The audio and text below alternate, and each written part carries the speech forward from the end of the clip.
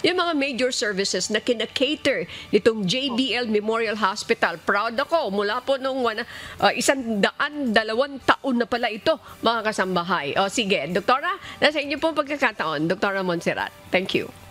Yan nga, sabi nga natin, nagle-level up ang serbisyo natin, ma'am. From a general hospital po ngayon ay natalaga tayo as one of the hospitals na merong 12 specialty centers. So itong specialty centers na to, ito yung mga serbisyo na hindi maibibigay doon sa mga level 1 and level 2 hospital. So for example, meron tayong mga orthopedic na mga kaso na dito na natin lahat ginagawa. Meron na rin tayong mga cases ng, for example, cardiac, yung sa puso po, nakakapag level up na rin po ang serbisyo natin pagdating sa heart kasi meron na tayong mga 2D echo, meron na rin po tayong echocardiography, meron na rin tayo ng angiography, and then nagagawa na rin tayo ng kahit papano ng cardiac catheterization. Now for the diagnostics, marami na rin tayong mga diagnostic procedures na ginagawa dito halos na pangmalakihan talaga na ospital. No? We have MRI, CT scan, at ang laboratorio natin ay napakaganda rin dahil ito ay fully automated and lahat ng halos ng mga laboratory request na i-request ng doktor is na ipoprovide na po natin. Wow, at together with our radiologic.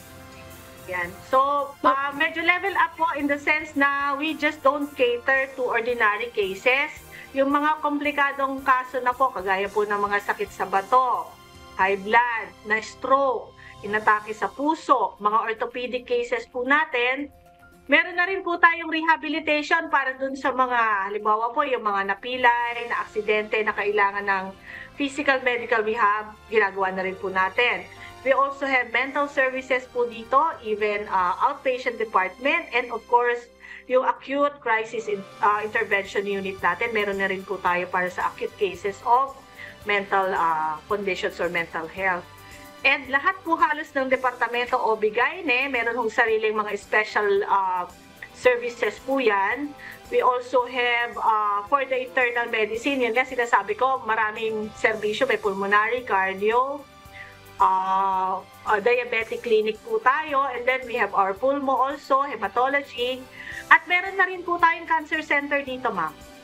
So isa ito sa mga kasama po sa mga specialty centers na ipoprovide po natin. And also trauma, meron na rin po tayo. Miss Jackie, bago kita bigyan ng daan, natutuwa ako dito sa mga binabalita ni Dr. Montserrat, yung binabanggit nyo po sa cardio, di ba po, cardio, kailangan mo ng ICU kapag uoperahan ka, mga ganyan. So, ibig sabihin, you have that. How about neuro? Neuro, kapag na-aneurysm ka, kailangan mo ng operation din. Ibig sabihin, you have that also, ma'am? Meron na po tayong serbisyo for neurosurgery. We can do, yan nga po yung sinasabi natin, pwede na tayong yung mga na-stroke po na kailangan i-evacuate yung mga blood clot, nagagawa na po natin yan. Sa cardio po, yung inatake sa puso na pwede pa po nating lagyan ng stent, nagagawa po natin ng mga simple cases na yan. So we do not need to refer to heart center already. Meron po tayong acute stroke unit na tinatawag. So yung mga na-stroke po na kailangan ng intensive care, meron po tayo niyan.